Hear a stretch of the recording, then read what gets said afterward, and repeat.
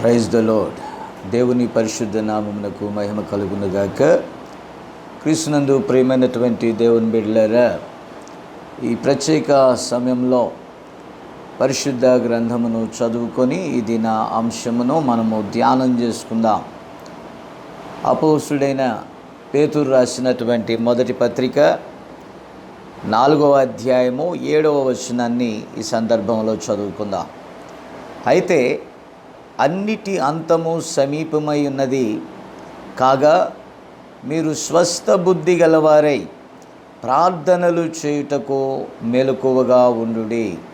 అలాగే మొదటి పేతురు 5వ అధ్యాయము 8 నుండి 10 వచనాల వరకు చదువుకుందాం. నిబ్బరమైన బుద్ధి గలవారై మెలకువగా ఉండుడి. మీ విరోధి అయిన అపవాది గర్జించు సింహము వలె ఎవరిని మృంగుదునా అని వెదుకుచూ తిరుగుచున్నాడు. లోకమందున్న మీ సహోదరుల యందు ఈ విధమైన శ్రమలే నెరవేరుచున్నవని ఎరిగి విశ్వాసమందు స్థిరులై వారిని ఎదిరించుడి. తన నిత్య మహిమకు క్రీస్తునందు మిమ్మును పిలిచిన సర్వకృపానిధియగు దేవుడు కొంచెము కాలము మీరు శ్రమపడిన పిమ్మట తానే మిమ్మును పూర్ణులనుగా చేసి స్థిరపరిచి బలపరుచును. యుగ యుగములకు ప్రభావమాయనకు కలుగునుగాక. ఆమెన్. చిన్న ప్రార్థన చేద్దాం. ప్రేమ కలిగిన మా తండ్రి, పరిశుద్ధుడైన దేవా, నీ పరిశుద్ధ నామమునకు స్తుతులు స్తోత్రాలు చెల్లిస్తున్నాం నాయన. ఇదిగో ఈ సమయంలో ఈ లేఖనము నీది నాయన, దీనికి కర్తవు నీవు మాతో మాట్లాడండి, నీ బిడ్డలతో మాట్లాడండి.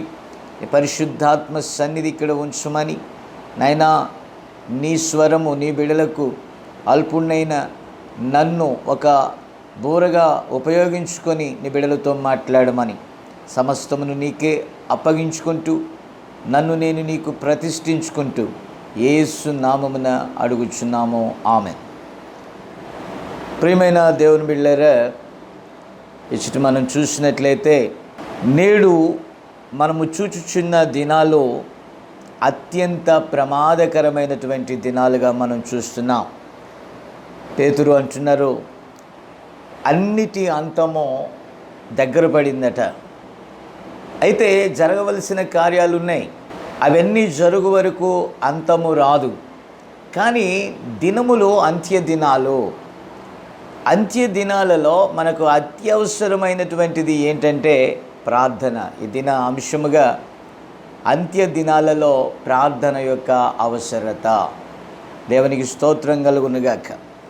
కాబట్టి ప్రియులారా, గమనించండి, దుష్టుడు బహు చెడ్డవాడు. వాడు ఎల్లప్పుడూ కూడా నీతిమంతుల మీదనే పోరాటం చేస్తున్నాడు అన్న సంగతి మీరు జ్ఞాపకం చేసుకోండి. బైబిల్ క్లియర్గా చెప్తుంది, నీతిమంతునికి కలుగు ఆపదలు అనేకములు, వాటన్నిటి నుండి నేను మిమ్మును విడిపిస్తానని ప్రభువు చెప్పాడు. కాబట్టి ఆపదలలో ఆదుకొను దేవుడు ఉన్నాడు. కాబట్టి ఆయనకు మనం మొర్రపెట్ట బద్దులమై ఉన్నాం. ప్రార్థన చాలా కీలకమండి. ఎందుకంటే మన ప్రభువు తన యొక్క కార్యములన్నిటినీ కూడా ప్రారంభించుటకు ముందు మనకి మాదిరి చూపించటానికై ఆయన ప్రార్థనతోనే ప్రతి కార్యాన్ని ఆయన ఆరంభించేటటువంటి వాడుకను మనకు ఆయన చూపించి ఉన్నాడు. దేవునికి స్తోత్రం కలుగునుగాక. అలాగే మనం చూస్తే ప్రభువే చెప్పాడు, లోకములో మీకు శ్రమ కలుగును అని ప్రభు చెప్తున్నాడండి. యోహాను సువార్త 16వ అధ్యాయము 33వ వచనాన్ని నేను చదువుతున్నాను. నా యందు మీకు సమాధానము కలుగునట్లు ఈ మాటలు మీతో చెప్పుచున్నాను. లోకములో మీకు శ్రమ కలుగును, అయినను ధైర్యము తెచ్చుకొనుడి, నేను లోకమును జయించి ఉన్నానెనో. దేవునికి స్తోత్రం. కాబట్టి ఈ లోక పరిపాలన అంతా కూడా అపవాది చేతిలోనే ఉంది. వాడిని ప్రభు అంటున్నాడు ఈ లోకాధికారి అని. మన ప్రభువు బాప్తిజమం పొంది పరిశుద్ధాత్మ చేత అరణ్యములోనికి వెళ్ళి 40 దినములు ఆయన ఉపవాసం ఉండి ప్రార్థన చేశాడండి. ఆ ఉపవాస దినములు అయిపోయిన వెంటనే ఆయన ఆకలి కొనగా, మీరు చదువుకోండి లూకాసు సువార్త 4వ అధ్యాయం అంతా. ఆయన ఆకలి కొనగా అపవాది వచ్చి పలు శోధనలను మోసుకొని వచ్చాడండి. ఇప్పుడు మనం ఎప్పుడైతే బలహీనులుగా ఉంటామో, శరీరం ఎప్పుడైతే బలహీనపడుతుందో ఆత్మ బలంగా ఉంటుంది. అయితే శరీరము ఉన్నంతకాలమో మనం ఈ లోకంలో బలహీనులమే. అందుకే దావీదు అంటాడు, ఓటి కుండ వంటి వారము అన్నాడండి. ప్రభువే చెప్పాడు, ఆత్మ సిద్ధమే కానీ శరీరము బలహీనము. ఈ శరీరము గూర్చి ఈ కాలపు ప్రవక్త అంటాడు, ఇది ఒక తెగులు గృహం అంట. ఈ తెగులు గృహంలో మనం ఉన్నంతకాలము దేవునికి నమ్మకస్తులుగా మనం జీవించాలి. ఈ శరీరమే మన యొక్క గమ్యాన్ని సూచిస్తుంది. శరీరముతో చేసే ప్రతి కార్యము దేవుని సన్నిధిలో ఆ తీర్పు యొద్ద మనల్ని నిలబెడుతుందండి. అవి మంచివి కానీ చెడ్డవి కానీ. అయితే దేవుని పిల్లలకు ఒక మంచి అవకాశం ఉంది. అదేంటంటే మనము ఈనాటి వారము కాము అనేటటువంటి గొప్ప ధైర్యం అండి. జగత్తు పునాది వేయబడక మునిపే ఆ గొర్రె పిల్ల యొక్క జీవ గ్రంథంలో మన పేర్లు ముందుగానే ఆయన వ్రాసి ఉంచాడు అనేటటువంటిది మనకి గొప్ప ధైర్యాన్ని తీసుకొని వస్తుంది. అయితే మనం ఎందుకు ఈ లోకంలో ప్రార్థన చేయాలి? మనం చూసినట్లయితే మన ప్రభు అయిన యేసుక్రీస్తు కూడా శరీరధారి అయి ఉన్నటువంటి దినాలలో మరి ఎంతో గొప్ప ప్రార్థన చేసినట్టుగా పౌలు గారు రాస్తున్నాడు. చూడండి, హెబ్రీయులకు రాసిన పత్రిక 5వ అధ్యాయము 7వ వచనంలో నేను చదువుతాను. శరీరధారి అయి ఉన్న దినములలో మహారోదనముతోనూ కన్నీళ్లతోనూ తన్ను మరణము నుండి రక్షింపగలవానికి, గమనించుకోండి, నోట్ చేసుకోండి, మనము మరణమును జయించాలి. 2 మరణాలు, భౌతిక మరణము మరణం కాదు, అది నిద్ర. అయితే అసలైంది ఒకటి ఉందండి, అది నరకం. కాబట్టి ప్రభువు 2 మరణాలను జయించాడు. దేవునికి స్తోత్రం కలుగును గాక. ఆ జయక్రీస్తే మనకు మాదిరి అండి. అయితే ఆయన ఆ శరీరధారి అయి ఉన్నటువంటి దినాలలో మరణము నుండి రక్షింపగలవానికి ప్రార్థనలను యాచనలను సమర్పించి భయభక్తులు కలిగి ఉన్నందున ఆయన అంగీకరింపబడినని బైబిల్లో మనం చూస్తున్నాం. ఆయన కుమారుడయ్యుండి, అనగా సరాసరి దేవుని కుమారుడయ్యుండి తాను పొందిన శ్రమల వలన విధేయత నేర్చుకున్నాడంట. కాబట్టి ప్రియులారా, ఇక్కడ మనం గమనించినట్లయితే ఈ లోకంలో శ్రమ శరీరం ఉన్నంత వరకు ఉంటుంది. కాబట్టి ఈ శరీరం మీద వానికి హక్కు ఉంది. ఎందుకంటే పౌలు గారు కూడా అంటున్నాడు, ఈ శరీరంలో నేను ఇరికింపబడి ఉన్నాను అని. చేయవలసిన మంచి చేయకుండా చేయదగని కీడే నా శరీరంలో క్రియ జరిగిస్తుంది అని. ధర్మశాస్త్రము శరీర సంబంధముగా తీర్పు తీర్చడానికి శరీరానికి అది బాలశిక్షకుడిగా ఉన్నాడు. కాబట్టి ఆత్మ నియమము శరీర నియమమును మించి ఉన్నది. దేవునికి స్తోత్రం కలుగునుగాక. కాబట్టి ప్రియులారా, అయితే నా సందర్భం ఏంటంటే, ఈ శరీరంలో ఉన్నంతకాలము మనకు ఒక గొప్ప ఆయుధం ఉంది. ఆ ఆయుధం ఏంటంటే ప్రార్థన. చూడండి, ప్రార్థన చేసేవాడు ఎల్లప్పుడూ కూడా ధైర్యంగా ఉంటాడు, తల ఎత్తుకొని తిరుగుతాడు. ప్రార్థన చేసేటప్పుడు మన దోషాలు, మనము నేరారోపణ మన మీద చేసినప్పుడు శుభ్రముగా దాన్ని తీసివేసుకోవడానికి మన మనస్సాక్షికి కార్యం జరుగుతూ ఉంటుంది. మన మనస్సాక్షి మన మీద నేరారోపణ చేసినప్పుడు ప్రార్థనలోనే దాన్ని దిద్దుకోవడానికి అవకాశం కలుగుతుంది. ఇది పాపం కాదు కానీ మిస్టేక్స్ అంటారు, పొరపాట్లు. కాబట్టి ప్రియమైనటువంటి దేవుని బిడ్డలారా, మన పాపములను మనం రక్షణ పొందినప్పుడే మరుపు అనేటటువంటి సముద్రంలో ఆయన పారవేశాడు. అయితే ఈ శరీరం ఉన్నదే, ఈ శరీరం మీద ఆ నియమము మాత్రం పనిచేస్తూ ఉంది. కాబట్టి ఆ నియమము ఉన్నంతకాలం మనం పోరాడవలసినదే.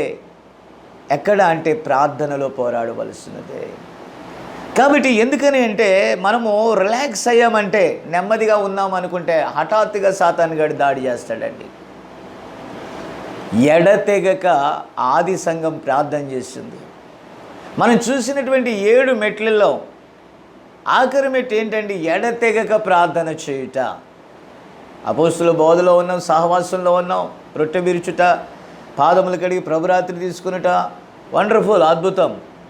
కానీ ఎక్కడ ఈ 7 మెట్లలో ఒక్క మెట్టు మిస్ అయినా కూడా పొరపాటు, ఎక్కడో మిస్టేక్ జరిగినట్టే. కాబట్టి ఈరోజు మనకి శ్రేష్టమైన వర్తమానం ఉంది, శ్రేష్టమైన బోధ ఉంది, మర్మములన్నీ కూడా విప్పబడి ఉన్నాయి. అయితే ఒక విషయం ఏంటంటే, ప్రార్థన లోపిస్తుంది. Prayer is power. ఈరోజు సంఘము ప్రార్థనకు ప్రథమ స్థానం ఇవ్వట్లేదండి. సుదీర్ఘమైన ప్రసంగాలు ఉన్నాయి, సుదీర్ఘమైనటువంటి నోట్స్ ఇస్తున్నాం, ఎల్లవేళలా ప్రసంగించుటలోనే మనం అలసిపోతున్నాం, సొలసిపోతున్నాం.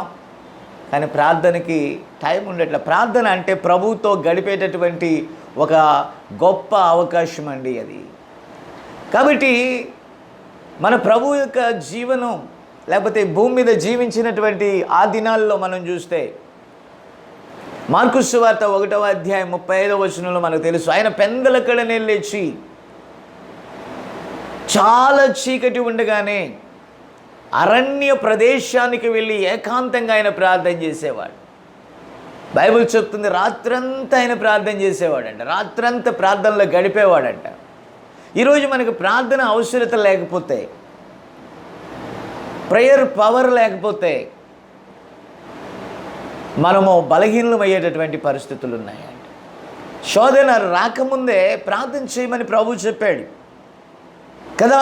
కాబట్టి ఇక్కడ మనం చూసినట్లయితే 5వ అధ్యాయంలో, 1 పేతురు 5వ అధ్యాయంలో, నిబ్బరమైన బుద్ధి గలవారే, ఈ నిబ్బరాన్ని కొట్టుకుపోతున్నాడండి సాతాను.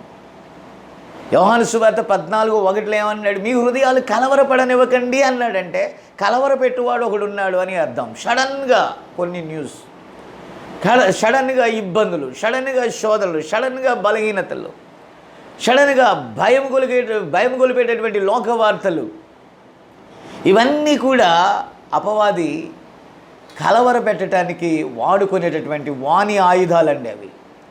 కాబట్టి నిబ్బరమైన బుద్ధి గలవారే, నిబ్బరం తెచ్చుకోవాలి, ధైర్యం తెచ్చుకోవాలి.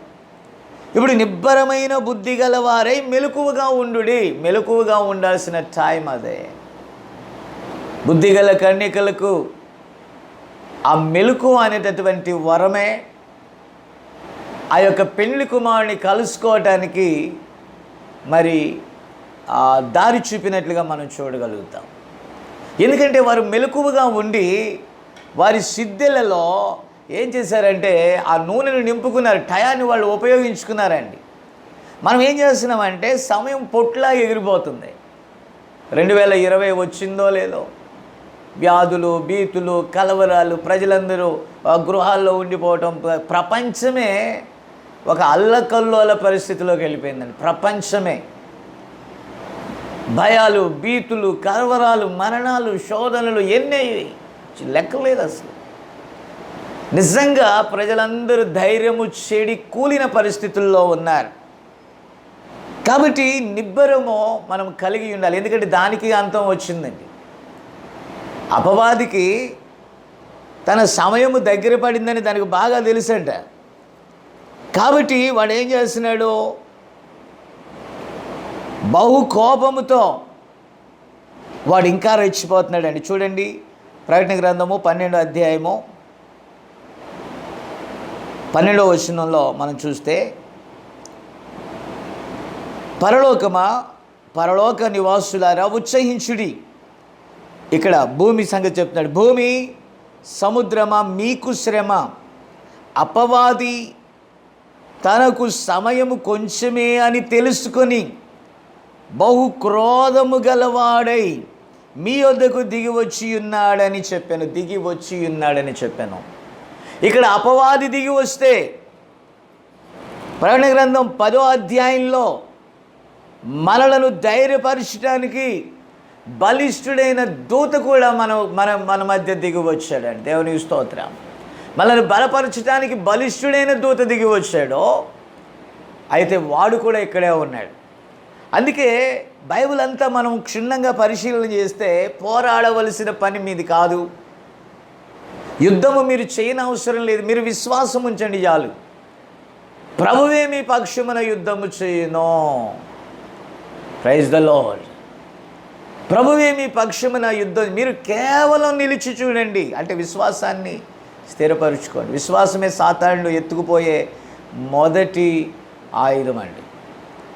అందుకే విశ్వాసం అనే డాలు అనేది మనం ఎల్లప్పుడూ కూడా చేత్తో పట్టుకొని ఉండాలి. విశ్వాసం ఎలా వస్తుంది? దేవుని వాక్యం వినుట వలన వస్తుంది.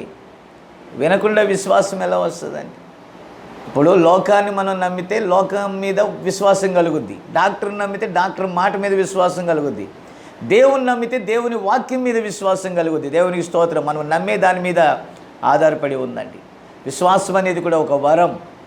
ఆ వరము ఇచ్చేటటువంటి కర్త ఉన్నాడు. బైబిల్ చెప్తుంది విశ్వాసమునకు ఆయన కర్త.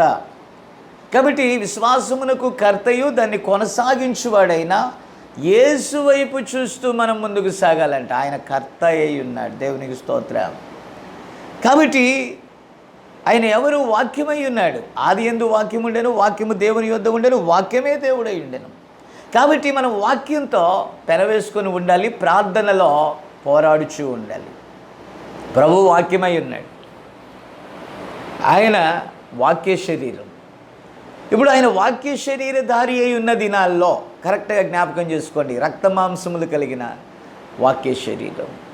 ఆయన శరీరధారి అయి ఉన్న దినాలన్నిటిలో కూడా ఆయన ఏం చేశాడంట? ప్రార్థన చేయుచూ ఉన్నాడంట. ప్రార్థన చేయొచ్చు. తను మరణము నుండి రక్షింపగలవానికి యాచనలు చేసినట్లుగా, పెనుగులాడినట్టుగా మనం చూస్తూ ఉన్నాం. ఆయన పెందలకడనే లేచి ప్రార్థనతో ఆ దినాన్ని ఆయన ఎదుర్కొనుట మనం చూస్తున్నామంటే. కాబట్టి కాలపు ప్రవక్త కూడా అంటాడు, ప్రార్థన అనేది ఒక క్రైస్తవునికి ఊపిరి. కాబట్టి ప్రార్థన లేకపోతే ఊపిరి లేనట్టే అంటాడు. కానీ ఎంతమంది దాన్ని లక్ష్యం చేస్తున్నారు? మనం ఏదో మర్మాలను ఎరగటం కోసం ఎన్నో చదువుతున్నాం. వెరీ గుడ్, అది అవసరమే. అది అవసరమే. ఈ కాలానికి అది వర్తమానంలో ఉన్న వాళ్ళు భద్రంగా ఉంటారు, మంచిది.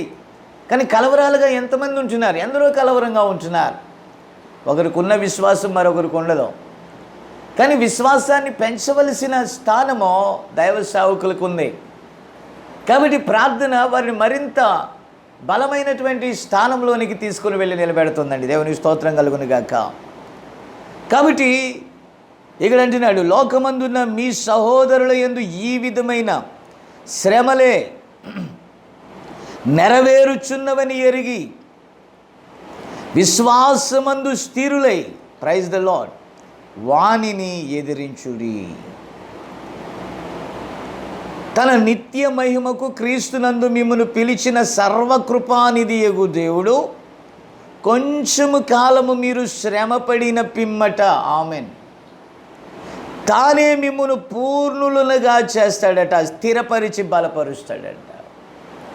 కాబట్టి నా ప్రియమైన దేవుని బిడ్డలారా, విశ్వాసము మనలో పెంపారాలంటే ధైర్యాన్ని మించినటువంటిది వేరొకటి లేదండి. ధైర్యం ఎలా వస్తుంది? విశ్వాసము వలన వస్తుంది.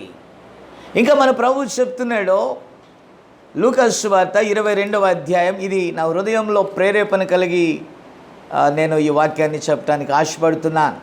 లూకా సువార్త 22వ అధ్యాయము, లూకా సువార్త 22వ అధ్యాయము 46 నుండి 46 వచనాన్ని చదువుతాం. మీరెందుకు నిద్రించుచున్నారు? శోధనలో ప్రవేశింపకుండునట్లు లేచి ప్రార్థన చేయుడని వారితో చెప్పాను. Praise the Lord. శ్రమ అక్కడ వచ్చిందండి. ప్రభు అప్పగింపబడేటటువంటి పరిస్థితి అక్కడ ఉంది. చీకటి గడియ అన్నాడు. ఏమన్నాడంటే ఇది అంధకార సంబంధమైన అధికారము అన్నాడు. కాబట్టి ఇప్పుడు అంధకార సంబంధమైనటువంటి చీకటి పనిచేస్తూ ఉన్నప్పుడు మనం ఏం చేయాలి అంటే, ప్రభువే చెప్పాడు ఈ మాట, మెలకువగా ఉండి మీరు ప్రార్థన చేయండి. శోధన ఉంది కానీ మెలకువ అవసరం అని ప్రభు చెప్తున్నాడండి. దేవునికి స్తోత్రం కలుగును గాక.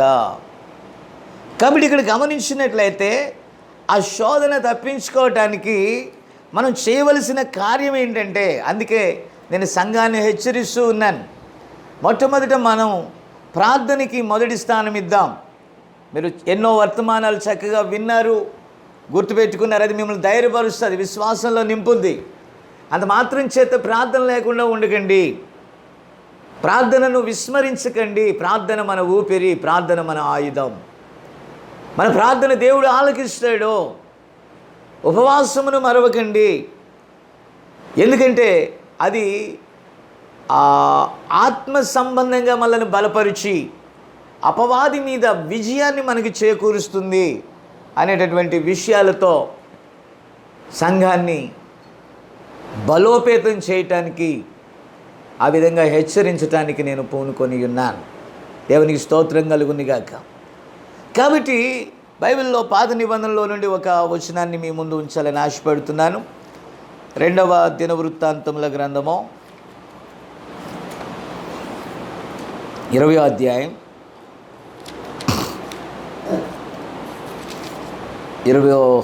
అధ్యాయం 15 నుండి చూద్దాం. మొదటి వచనం కూడా ఒకసారి చూద్దాం. చూడండి, ఇది అయిన తరువాత మోయాబీయులను, అమ్మోనీయులను, మెయోనీయులలో కొందరు దండెత్తి యెహోషాపాతు మీదికి వచ్చిరి. అతడు ఒక దైవ భయం కలిగినటువంటి రాజు. అంతలో కొందరు వచ్చి, సముద్రము ఆవల నుండి సిరియనుల తట్టు నుండి గొప్ప సైన్యం ఒకటి మీ మీదికి వచ్చుచున్నది, చిత్తగించుమో. వారు హససోన్ తామారు అను ఏన్గేదిలో ఉన్నారని యెహోషాపాతునకు తెలియజేసిరి. అందుకు యెహోషాపాతు భయపడి యెహోవా యొద్ద విచారించుటకు మనస్సు నిలుపుకొని యూదా అంతటా ఉపవాస దినము ఆచరింపవలనని చాటింపగా. దేవునికి స్తోత్రం కలుగునుగాక. 12వ వచనాన్ని కూడా చూద్దాం. మా దేవా, నీవు వారికి తీర్పు తీర్చవా? మా మీదికి వచ్చు ఈ గొప్ప సైన్యముతో యుద్ధము చేయుటకు మాకు శక్తి చాలదు, ఏమి చేయుటకు మాకు తోచదు. నీవే మాకు దిక్కు అని ప్రార్థన చేశాను. దేవునికి స్తోత్రం కలుగునుగాక. అంతేకాదండి, అన్ని కుటుంబాల వారు అక్కడ నిలిచి దేవుని సన్నిధిలోనికి వచ్చేసారు. ఇప్పుడు మనం చేయాల్సిన మెయిన్ కర్తవ్యం ఏంటి? ప్రభు సన్నిధికి వచ్చి ప్రార్థన చేయటం, మనం తగ్గించుకోవటం, దేవుని సన్నిధిలో నిలబడటం. దేవునికి స్తోత్రం. వచనం 15 చూద్దాం. యూదావారులారా, యెరూషలేము కాపురస్తులారా, యెహోషాపాతు రాజా, మీరందరూ ఆలకించుడి. యెహోవా సెలవిచ్చినదేమనగా, ఈ గొప్ప సైన్యమునకు మీరు భయపడకుడి, జడియకుడి. ఈ యుద్ధము మీరు కాదు, దేవుడే జరిగించును. దేవునికి స్తోత్రం కలుగునుగాక. ఇంకా అసలైన సంగతి మనం చూద్దాం. 20వ వచనంలో లాస్ట్ మాటను నేను చదువుతాను. యూదావారులారా, యెరూషలేము కాపురస్తులారా, నా మాట వినుడి. మీ దేవుడైన యెహోవాను నమ్ముకొనుడి. నెంబర్ 1, అప్పుడు మీరు స్థిరపరచబడుదురు. తర్వాత ఆయన ప్రవక్తలను నమ్ముకొనుడి, అప్పుడు మీరు కృతార్థులగుదురు. దేవునికి స్తోత్రం కలుగునుగాక. కాబట్టి పరిస్థితులు తారుమారుగా ఉన్నప్పుడు దైవ భయము కలిగినటువంటి రాజు చేసిన పని మనం చూసి ఉన్నాం. ఇక్కడ ఆయన ఏం చేసి ఉన్నాడండి? ప్రజలందరినీ సమైక్యపరిచాడు, ప్రభువుని బట్టి ధైర్యం తెచ్చుకున్నాడు, మా దిక్కు నీవే అని ప్రార్థన చేశాడు. దేవుడు తన ప్రవక్తను, లేకపోతే ప్రవచించేటటువంటి ఒక వ్యక్తిని అక్కడికి పంపించాడు. అతడు ధైర్యము నింపేటటువంటి మాట అక్కడ చెప్తున్నాడండి. దేవోక్తి లేని ఎడల జనులు కట్టు విడిచి తిరుగుతారు, దర్శనము లేని ఎడల ప్రజలు కూలిపోతారండి. కాబట్టి ఖచ్చితంగా దేవుని యొక్క మాట, శక్తిగల మాట మనము కలిగి ఉండటానికి ఎల్లప్పుడూ పరిశుద్ధాత్మ మీద మనం ఆధారపడాలి. కాబట్టి ఎప్పుడైతే వారు కుటుంబాలతో కూడా రాజు నుండి సామాన్యుని వరకు ప్రార్థన చేయటానికి పురికొల్పబడ్డారో, దేవునికి స్తోత్రం. ఎప్పుడైతే ఆ రీతిగా పురికొల్పబడ్డారో, ఆ గొప్ప ప్రార్థన చేశారో, దేవుడు వారి మొర ఆలకించాడండి. ఆ యుద్ధంలో వారు ఏమి చేయలే. అక్కడ మాటుగాండ్రను పెట్టినట్టుగా ఉంది. స్తుతించేవారు ఉన్నారు, మరి వారు దేవునికి స్తోత్రం చేస్తూ ఉన్నారు, ఆయన స్తుతిస్తున్నారు. అక్కడ వారు ఏం చేయలేదు, కానీ దేవుని యొక్క సన్నిధిలో, ప్రైజ్ ద లార్డ్, వారు పెట్టినటువంటి మొర దేవుడు ఆలకించి ఆ యుద్ధం ఆయనే చేశాడండి. గొప్ప విజయం. ఆ బెరాకా లోయ స్తుతి ఆశీర్వాదపు లోయ. దేవుని స్తుతించుట ద్వారా దేవుడే వారి యుద్ధాలను అక్కడ జరిగించాడు. అపాయములో ఉందనో ఉపాయము లేని వారము కాము అన్నాడండి పౌలు గారు. కాబట్టి నా ప్రియమైనటువంటి దేవుని బిడ్డలారా, ఇక్కడ మనం చూసినట్లయితే మన ప్రభువు ప్రార్థన వాడుకగలవాడు. ఆయన ప్రార్థించిన పిమ్మట ఆ రోగులు ఆయన దగ్గరికి వచ్చినప్పుడు, అంటే ఆయనలో జీవం నింపబడేది. ఆయన వద్దకు వచ్చినప్పుడు ఆ కుష్ఠు రోగులను, చాంద్ర రోగులను, చనిపోయిన వారిని కూడా ఆయన లేపేవాడు. అంత జీవము ఆయనలో ఉండేది. కాబట్టి శిష్యులు మేము ఎలా బోధించాలని అడగల ప్రభువుని, మేము ఎలా ప్రార్థించాలని అడిగారండి. కారణం ఏంటంటే, మనం చూద్దాం లూకా సువార్త 11వ అధ్యాయము, అది కూడా చూద్దాం. లూకా సువార్త 11వ అధ్యాయము 1 నుండి చూద్దాం. ఆయన ఒక చోట ప్రార్థన చేయుచుండెనో. ఆమెన్. ఆయన ఎక్కడ ఉంటే అక్కడ ఖాళీగా ఉండడండి. ఆయన వాక్యమై ఉన్నాడు. సమయం ఉన్నప్పుడు ఆయన వాక్యం బోధించేవాడు. మిగతా టయాల్లో వేస్ట్ మాటలు ఆయన పెట్టుకుంటే, ఈరోజు సేవకులకి ముచ్చట్లు ఎక్కువైపోయాయి. విశ్వాసులు సేవకులు కూర్చున్న ముచ్చట్లే, విశ్వాసులు కూర్చున్న ముచ్చట్లే, అలాగే సేవకులు కూర్చున్న ముచ్చట్లే. ఒక ప్రార్థన అంటే ఈరోజు ఎలా ఉందంటే జోక్గా ఉందండి. ప్రార్థన ఏం ప్రార్థన? అందుకే వీక్ అయిపోతున్నాం. ఎక్కడో ఒక చోట సాతానుడు దాడి మొదలుపెట్టాడు అని అంటే సంఘాలే ఈరోజు సైలెంట్ అయిపోతున్నాయి. మిగతా వాటి గురించి నేను మాట్లాడను, కానీ జీవం గల దేవుని సంఘాలు, సత్యవాక్యమందు నిలిచిన సంఘాలు, దేవుని పేరు పెట్టుకున్నటువంటి సంఘాలు,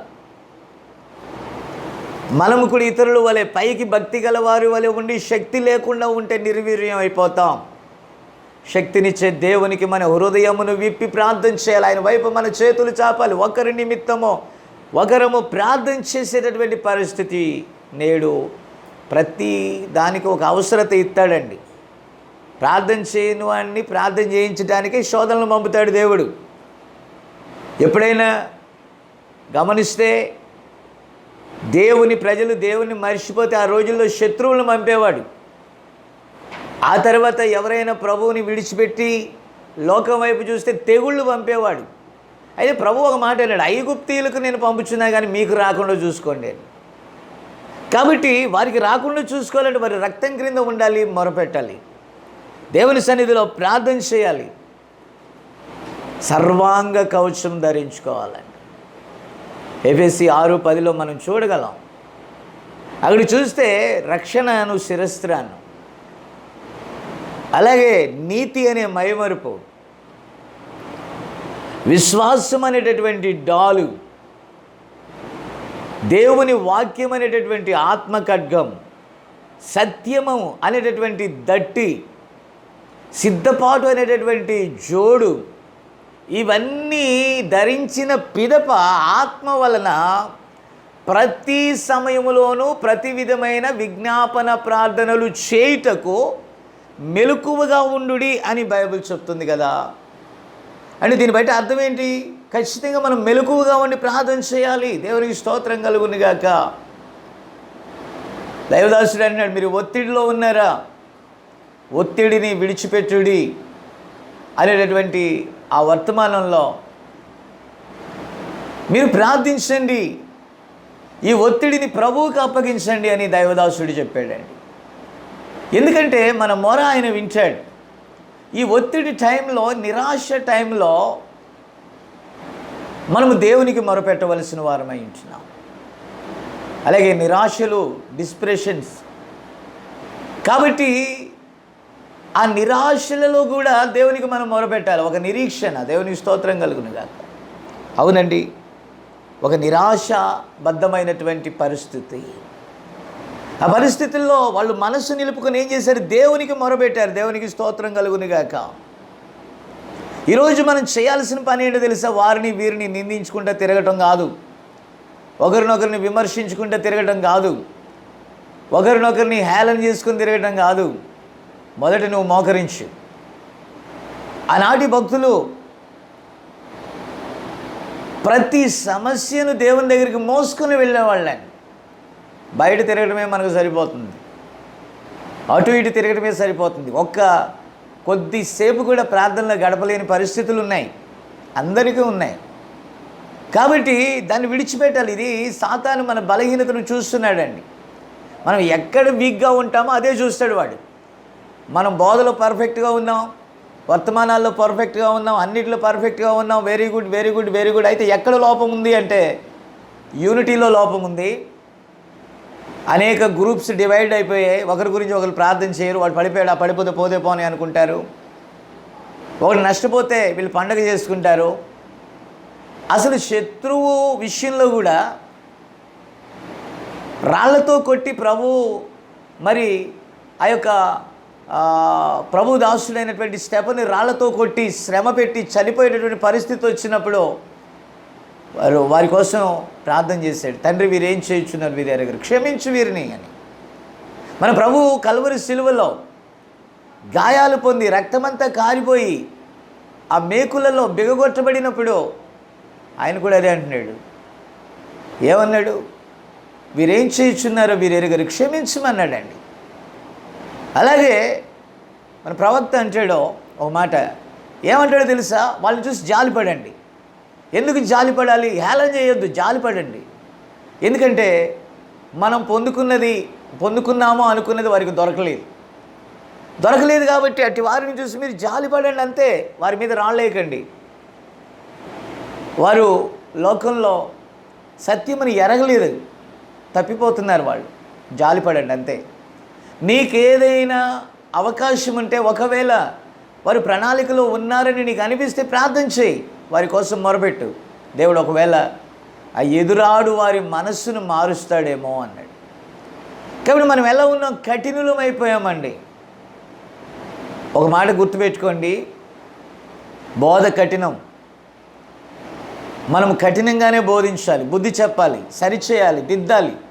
కానీ పౌలు గారు అంటాడు, ఇదంతా కూడా ఎలా చేయమన్నాడు తెలుసా? ప్రేమతో చేయండి అన్నాడు. కక్ష పెట్టుకొని కాదు, కక్ష చేత కాదు, మిష చేత కాదు, మరొక దాని చేత కాదు. నిజమైన ప్రేమతో గద్దించాలి, నిజమైన ప్రేమతో శిక్షించాలి, నిజమైన ప్రేమతో మనము వారిని తీర్చిదిద్దాలి. అంతేగాని నశించిపోవాలని మనం కోరకూడదు. దేవుడు కృపగలవాడండి. ఆయన చేతిలో ఉన్నారు ప్రజలు. ఆయన ఎవరికి కృప చూపుతాడో నీకేం తెలుసు? ఆయన ఎవరిని కఠినపరుస్తాడో నీకేం తెలుసు? పరిగెత్తు వాని యందు ఏమీ లేదు, ప్రయాసపడు వాని యందు అంతకంటే ఏం లేదు. కనికరించు దేవునిలో ఉంది, ఆయన చిత్తంలో ఉన్నాం మనం. కాబట్టి దేవుడు వారిని ఒకవేళ కనికరిస్తుంటే మనకెందుకండి? మనము ప్రేమ చూప బద్ధులమై ఉన్నాం. ప్రవక్త అంటాడు, మనకి ఎన్ని భాషావరాలున్నా, ఆత్మవరాలున్నా, తలాంతులున్నా, ప్రేమ లేకపోతే నిష్ఫలము అన్నాడు. 11వ ఆజ్ఞలో ఆయన మాట్లాడుతున్నాడు. ఆ 11వ ఆజ్ఞ ఏంటి? ప్రేమ అన్నిటినీ కప్పును, అన్నిటినీ తాలుకొనును, అందరి కోసం ప్రార్థన చేస్తుంది, వారి శ్రమలలో భారం వహిస్తుంది. ఈరోజు ఒక్కటి కోల్పోయింది సంఘం, ఎఫెసీ సంఘము. నీకున్న మొదటి ప్రేమను కోల్పోతీవని నేరం దాని మీద మోపబడితే, లౌదికీయ కాలం వచ్చేలోకి పూర్తిగా ప్రేమ అంతమైపోయింది. అందుకే దాని తర్వాత తలరాయిగా వచ్చినటువంటి ప్రేమ ఏంటో తెలుసా? అగాఫే ప్రేమ. కృపావర్తమానం అనేటటువంటి వర్తమానంలో దైవ సేవకుడు బోధిస్తూ అంటున్నాడు, ప్రేమ ద్వారానే అద్భుతాలు జరుగుచున్నాయి, ప్రేమ ద్వారానే ఆ సూచక క్రియలు జరుగుచున్నాయి. ప్రేమించుట ద్వారానే ఒక వ్యక్తి మీదకి కనికరం వచ్చినప్పుడు, మనం ప్రార్థన చేసినప్పుడు ఆ వ్యక్తి బాగుపడుతున్నాడు. ఏది ప్రేమ బలమైనది? మరణం కంటే బలమైనది దైవిక ప్రేమ. ఫిలియో ప్రేమ కాదు. నిన్ను తిట్టిన వాళ్ళని తిట్టడం, నిన్ను బాధ పెట్టిన వాడిని చంపటం. కయ్యూను అదే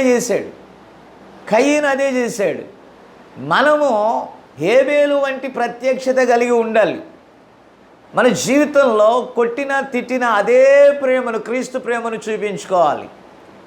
యోహాను సువార్త 3వ అధ్యాయం 16వ వచనం అందరికీ బాగా తెలిసిన వాక్యం అది. ఏంటి? దేవుడు లోకమును ఎంతో ప్రేమించను. లోకంలో ఉన్న పాపాన్ని కాదు, దాన్ని ద్వేషిస్తూ, దాన్ని ఖండిస్తూ, నిరసిస్తూ పాపిని ప్రేమించాడు. నశించిన దానిని వెదకి రక్షించాడు ఆయన, జగత్ పునాది వేయబడక మునిపే. మన వంతు ఏంటంటే ప్రార్థన చేయటమే. మన వంతు ఏంటంటే మొరపెట్టడమే. మన వంతు ఏంటంటే దేవుడు మనకు అప్పగించిన పని విషయంలో ఆసక్తి కలిగి ఉండటమే. లోకమంతా గందరగోళంలో ఉంటే, చర్చిలన్నీ లాక్డౌన్ చేస్తే, మళ్ళీ ఎమర్జెన్సీగా ప్రజలందరూ ఏడుస్తూ ఉంటే నువ్వు ఎలా వెళ్ళి సువార్త ఎక్కడ చెప్తావు పర్మిషన్ లేకపోతే? మిగిలినటువంటి ఆ శేషిత జనాలకు నువ్వు సువార్త చెప్పాలంటే లోకంలో నువ్వు ప్రయాణించడానికి, చర్చీలు నడుపుకోవడానికి, సువార్త ప్రకటించడానికి ద్వారాలు తెరవబడాలి.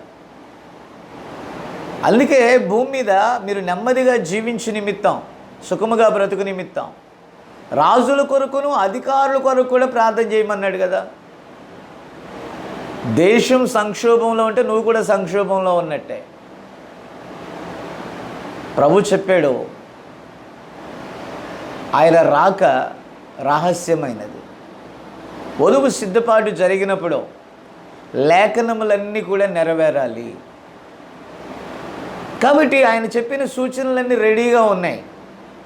ఇప్పుడు వధువు ఎత్తబడాలంటే జరగవలసిన పరిణామములన్నీ సంపూర్ణం కావాలి.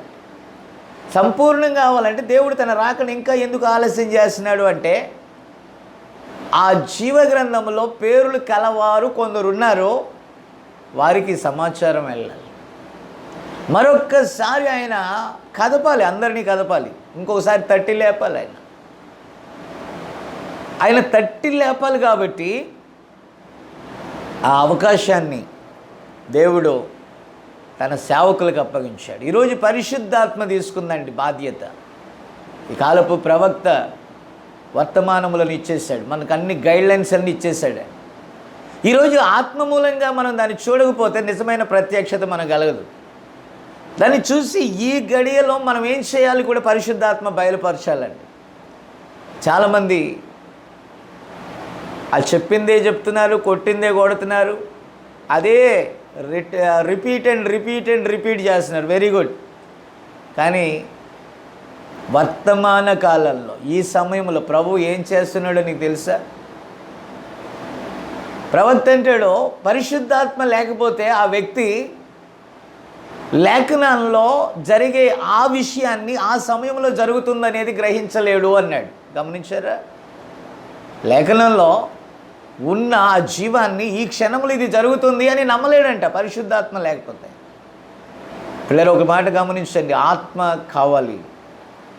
ఆత్మ నీకు వ్యక్తిగత బయలుపాటు ఇవ్వాలి, గ్రూప్గా కాదు, ఇది గుంపుగా అయ్యేది కాదు. మన గుంపే వెళ్ళిపోద్ది. యేసుక్రీస్తు నామములో మన బాప్టిజం తీసుకున్న 7 మెట్లు కలిగి ఉన్నాం. మరి వర్తమానాలన్నీ కూడా మనం వినేసాం, అయిపోయింది, ఫినిష్. వర్తమానాలన్నీ అయిపోయాయి, ఎత్తబడిపోతామంటే నో. దేవుడు ఖచ్చితంగా గ్రేడింగ్ చేస్తాడండి. వర్తమానం చెప్పుకున్న వారందరూ కూడా వర్తమానం ప్రకారం నడుచుటలేదు. క్రియలేని విశ్వాసము మృతమే. ఆ క్రియలు అసలు కనబట్ల. వాళ్ళకంటే అన్యజనులే నయమనిపిస్తుందండి. అన్యజనులలో కూడా ఇట్టి కార్యాలు జరగట్ల. ఎప్పుడైనా సరే ఒక వర్తమానికుడు ఉన్నప్పుడు, వర్తమానికుడు వెళ్ళిపోయిన తర్వాత ఖచ్చితంగా సాతానుగాడు జ్వరబడతాడు. అప్పుడు వ్యక్తిగత ప్రత్యక్షత అవసరం. పరిశుద్ధాత్మను ప్రతి ఒక్కరూ వ్యక్తిగతంగా స్వీకరించాలి. వ్యక్తిగత బయలుపాటు ఉండాలి, వ్యక్తిగత సహవాసం ఉండాలి. ఆ రోజుల్లో చింతకాయలు తిన్నాము, ఈ రోజుల్లో మన పళ్ళు పులిపెక్కాయి అని ఆ గత చరిత్రను తవ్వి మనం కూడా చరిత్రకారులం అయిపోతున్నాం. ఏం లాభం అండి? ఆ రోజుల్లో ఏదో తిన్నారు, ఈ రోజుల్లో ఏదో ఉంది అన్నట్టు కాదు. ఈరోజు దేవుడు నీతో ఏం చేస్తున్నాడు? ఈరోజు దేవునికి నీకు ఉన్నటువంటి ఆ సత్సంబంధం ఏంటి? అందుకే ప్రభు ఒక మాట అన్నాడు, నేను ఎల్లప్పుడూ నేను మీతో ఉంటాను, మీలో ఉంటాను అన్నాడు. కాల ప్రవక్త కూడా ఏమన్నాడు? మీరు పరిశుద్ధాత్మతో సహవాసం చేయండి. ఆమెన్. ఓ వధువా, నీవు పరిశుద్ధాత్మతో సహవాసం చేయి. ఎల్లప్పుడూ ఆదరణకర్త నీలో ఉండాలి, నీతో ఉండాలి, నీతో మాట్లాడుతూ ఉండాలి. ఇది వ్యక్తిగత బయలుపాటు, గుంపు కాదు. ఏదో మా గుంపే వెళ్ళిపోద్ది, మాది నిక్కచ్చి సంఘం, మా సంఘంలో 100 మంది 1000 మంది కూడుకుంటారు. అదంతా కూడా దేవుని రాజ్యానికి మనల్ని తీసుకెళ్తాడు. వ్యక్తిగత బయలుపాటు ఉండాలి, వ్యక్తిగత ప్రత్యక్షత ఉండాలి. మనం అంగీకరించాం అది. ఇతరుల వల్ల మనం కూడా ఏం మొదలెట్టాను తెలుసా? ఈరోజు అద్భుతాలు ఏంటి, అన్నీ అయిపోయినాయి. నువ్వు మూసేయక పుస్తకాన్ని. యుగ సమాప్తి వరకు నేను మీతో కూడా ఉంటాను అన్నాడు. ప్రవక్త వెళ్ళిపోతూ ఎవరికి అప్పగించాడు? మనల్ని దేవుని పరిశుద్ధాత్మకు అప్పగించి వెళ్ళాడు. దేవునికి స్తోత్రం కలుగును గాక. ప్రియ సంగమా, మోసపోవద్దు. దేవుడు ఈ రోజుల్లో స్వస్థపరచుడు అంటే పరిశుద్ధాత్మ లేదు అని నువ్వు చెప్పటమే అర్థం. పరిశుద్ధాత్మకు వ్యతిరేకంగా మాట్లాడు. దేవుడు ఈ రోజుల్లో సూచక్రియలు చేయడు, మహత్కార్యాలు చేయుడు అంటే పరిశుద్ధాత్మకు వ్యతిరేకంగా నువ్వు మాట్లాడుతున్నావు. చేయుడని ఎవరన్నారండి? ప్రవక్త ఒక మాట చెప్పాడు. ఏంటంటే, ఈ గడియలో ఈ వర్తమానము పరిశుద్ధాత్మ ద్వారా మీకు ఇవ్వబడింది, ఈ వెలుగులో నడుచుకున్న వారు ధన్యులు అన్నారు. మీరు దయచేసి ఆలోచన చేస్తే, బాప్తిజమం ఇచ్చి యోహానుని గురించి బైబిల్లో మనం చూస్తున్నాం. అతడు మండుచు ప్రకాశించుచున్న దీపమై ఉన్నాడు, ఆ వెలుగులో కొంతకాలము నడుచుకున్నారు అని ఉంది బైబిల్లో. ఇప్పుడు ఆఖరి ప్రవక్త 55 సంవత్సరాలు అయింది ఆయన రంగం మీద నుండి వెళ్ళిపోయి. ఈరోజు అతడు బోర ఊదుచున్నటువంటి దినాలలో మర్మములన్నీ సమాప్తం అయిపోయాయి. మర్మములన్నీ ఆమెన్ అయిపోయాయి. Very good. But what about you? ఆయన మర్మములన్నిటినీ సమాప్తం చేశాడు. ఈరోజు మర్మయుక్తమైన నీవు ఎవరితో సహవాసం చేస్తున్నావు? మర్మాలన్నీ నీకు తెలిసిపోయాయండి. బైబిల్ కూడా ఒక మాట ఉంది, మర్మములన్నీ నువ్వు తెలుసుకున్నా కూడా. చూడండి కొరింథీయులకు రాసినటువంటి మొదటి పత్రిక 13వ అధ్యాయము 2వ వచనం. ప్రవచించు కృపావరము కలిగి మర్మములన్నీయు జ్ఞానమంతయు ఎరిగిన వాడవైనను, కొండలను పెకిలింపగల పరిపూర్ణ విశ్వాసము గలవాడవైనను, ప్రేమ లేని వాడనైతే నేను వ్యర్థుడను అన్నాడు. ఏంటది? ఎన్ని మర్మాలన్నా నీకు తెలియవచ్చు, ఎంత జ్ఞానమైనా నీలో నింపుకోవచ్చు. చాలామంది ఎంత జోక్ అండి. ప్రభు కృపలో ఒక చిన్న విషయాన్ని నేను చెప్తాను. ఇంచుమించుగా 1997లో సందర్భం వచ్చింది కాబట్టి నేను చెప్తున్నానండి. నేను క్రీస్తుని నా స్వంత రక్షకునిగా అంగీకరించాను. అవి నామకార్థ సంఘాలు. ఇంకా చెప్పాలంటే పరిశుద్ధాత్మ నమ్మరండి వాళ్ళు. హల్లెలూయా అనకూడదు. నేను ఉన్నటువంటి మా తల్లిదండ్రుల ద్వారా మరి అక్కడ నడిపించబడేటటువంటి మా తల్లిదండ్రులు వెళ్ళినటువంటి ఆ సంఘాల్లో ఉన్నటువంటి ఆ విధానం అదే. హల్లెలూయా కూడా అనేది లేదు. పెంతెకోస్తు విధానం కూడా కాదు. హల్లెలూయా అంటే ఎగతాళి చేసేవాళ్ళు, జోక్ చేసేవాళ్ళు. నేను వివాహం చేసుకున్న తర్వాత మరి నేను చేసుకున్నటువంటి భార్య, ఆమె కొంచెం పెంతెకోస్తు యొక్క ఆ విధానంలో ఉండేది. కాబట్టి అక్కడ వచ్చి కుటుంబ ప్రార్థన పెట్టుకున్నప్పుడు ఆమె పాట పాడేటప్పుడు హల్లెలూయా అనేది, పాట ముగియగానే స్తోత్రం హల్లెలూయా అనేది, అంతే సపరేట్గా చూడటం మొదలుపెట్టేవాళ్ళు చర్చిలో. కాబట్టి అప్పుడే నాకు అర్థమైంది. నేను వాళ్ళ విషయాలు అడిగాను, వాళ్ళు మాట్లాడితే పరిశుద్ధాత్మ అనేవాళ్ళు. కాబట్టి ఇక్కడేమో పరిశుద్ధాత్మ ఉండబట్టే నువ్వు రక్షణ పొందావు అనేవాళ్ళు, పరిశుద్ధాత్మ ఉండబట్టే నువ్వు చర్చికి వస్తున్నావు అనేవాళ్ళు, ఎప్పుడు పాపాలు ఒప్పుకో తోముకో అంటానే ఉండేవాళ్ళు. అలాంటి స్థితిలో ఈ పరిశుద్ధాత్మ అంటే ఏంటి అనేటటువంటి ఆశ నాలో కలిగిందండి. కాబట్టి ఆత్మ యొక్క తీవ్రత, బైబిల్లో పరిశుద్ధాత్మ ఉంది, పరిశుద్ధాత్మను గురించే ఎక్కువగా లేఖనాల్లో మనం చూసిన పరిశుద్ధాత్మ అనే మాట, ఆత్మ అనే మాట పెద్ద అక్షరాల్లో కూడా ప్రింట్ చేయబడి ఉంది. ఆత్మ అంటే ఎలోహిం, సర్వశక్తి గల దేవుడు. అయితే వీళ్ళేంటి పరిశుద్ధాత్మ విషయాలు అంతా తక్కువ చేస్తారు. ఇంకా చెప్పాలంటే స్వస్థతలు, విడుదల, ఆశీర్వాదాలు ఇవన్నీ కూడా మామూలు ఆశీర్వాదం, బ్లెస్సింగ్ అంటారు, కానీ ఈ స్వస్థతను సంపూర్ణంగా నమ్మరు. దేవుడు ఆ సూచక్రియలు చేస్తారంటే నమ్మరు, కఠినంగా ఉంటారు, ఏంటో అర్థం కాని పరిస్థితి అని నాకు ఆలోచన కలిగి నేను ప్రార్థన చేసే, ప్రభువా ఇంతకంటే శ్రేష్టమైనది ఏదైనా ఉందా అని. ఆ తదుపరి కొన్ని శోధనలు రావటం ప్రారంభమయ్యాయి. ప్రార్థన ఎక్కువ చేస్తున్నాను నేను, అయ్యా నేను నీ ఆత్మచేత నడిపించు, నువ్వు నన్ను రక్షించావు, నువ్వు నాతో మాట్లాడావు, నీ స్వరం నేను విన్నానంటే వీళ్ళు నమ్మట్లేదు, నమ్మకపోతే నేను వేరే స్వరం విన్నానేమో నేను భయపడుతున్నాను ప్రభువా. ఈరోజు సేవలోనికి నేను పరిగెత్తుకొని రాలేదు, నువ్వు నన్ను కరెక్ట్గా పిలిచావు, నా శోధనలో నాతో మాట్లాడావంటే ఇదిగో దేవుడు నాతో మాట్లాడు. ఈ రోజుల్లో దేవుడు మాట్లాడరని వీళ్ళు అంటున్నారు, నువ్వేమో మాట్లాడావు. నా తల్లేమో నేను ప్రార్థన చేసినప్పుడు దేవుడు వాగ్దానం ఇచ్చి ఇదిగో కుమారుడు కలుగుతాడు ఇలాగా అని చెప్పి నన్ను కన్నదని, వివాహమైన 22 సంవత్సరాల తర్వాత ఒక్క కుమారుడిని అడిగితే ఒక్కడినే ఇచ్చాడు, ఇక మళ్ళీ పిల్లలు లేరు. ఇలాగని బహు వృద్ధాప్యంలో నేను వారికి పుట్టడం జరిగింది. ఇదంతా కూడా ఆమె చెప్పినప్పుడు, విన్నప్పుడు, ఆమెతో దేవుడు మాట్లాడినప్పుడు, నాతో కూడా దేవుడు మాట్లాడినప్పుడు వీరేంటయ్యా మాట్లాడలేదంటారు. అలాంటి స్థితిలో ఉండగా అనుకోకుండా కొన్ని శోధనలు రావటం, ప్రార్థన ఎక్కువయ్యే శోధన ఎక్కువైపోయింది. కాబట్టి ఈ శోధనలు అధికమయ్యాయి. ఎందుకంటే నా ప్రత్యక్షత కావాలని నేను అడుగుచూ ఉన్నప్పుడు ఆ శోధన అధికం చేశాడు దేవుడు. ఎందుకంటే నన్ను పరిపూర్ణునిగా చేయటానికి, సువర్ణముగా మార్చటానికి. దేవునికి స్తోత్రం కలుగును గాక. శోధన వచ్చింది అంటే ఒక అద్భుతం మన ముందు ఉందని అర్థం. ఒత్తిడి వచ్చింది అంటే విడుదల ఉందని అర్థం. నిరాశ వచ్చిందంటే ఒక నిరీక్షణ మనలో కలుగుతుందని అర్థం. అలాగునే వారందరికీ దూరంగా, అంటే దేవునిని సంపూర్ణంగా నమ్మని వాళ్ళకి వేరుగా వెళ్ళిపోవటానికి ఇష్టపడ్డానని మా పూర్వీకుల గ్రామానికి వెళ్ళిపోయాను. అక్కడ వెళ్ళి నాకు తెలిసినంత వరకు మా యొక్క ఆ ఇంటి వర్క్ చూసుకుంటా, చిన్న స్కూల్లో ఏదో పోస్ట్ చేసుకుంటా ఉన్నాను. నేను నా భార్య చిన్న స్కూల్ నడుపుకుంటా ఉన్నాను. ఏదో పోషణ చూసుకుంటూ అక్కడ ఉన్న చిన్న ఊర్లలో, లేకుంటే అక్కడ ఉన్నటువంటి ఖాళీ టైంలో వెళ్ళి సువార్త చెప్తూ ఉండేవాడు.